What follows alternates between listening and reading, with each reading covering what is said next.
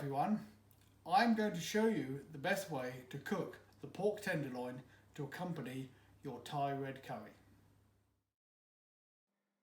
As you have chosen the pork fillet to accompany your Thai red curry, this is how to prepare and cook it.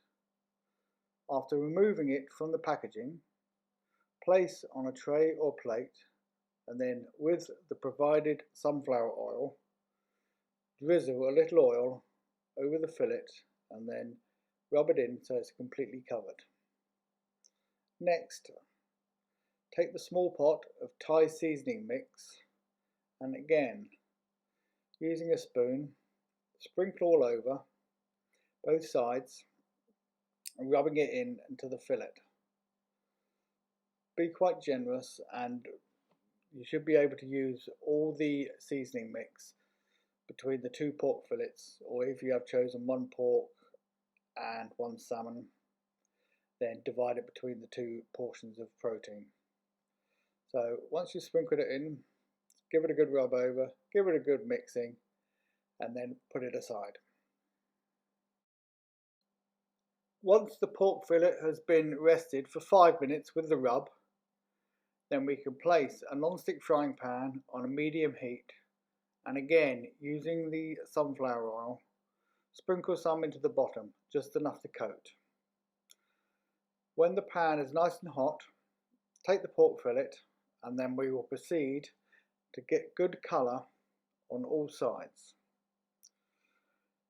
Keep on turning the pork and we want a nice golden colour to help with the flavour.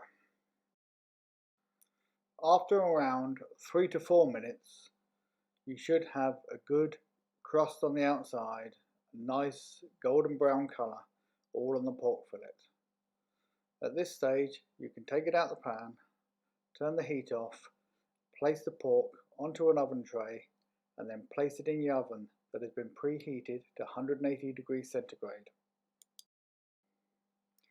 After 14 minutes roasting time, you may now remove the pork fillet. Take the pork from the oven and then cover loosely with baking foil and set aside in a warm place for around about 6 minutes.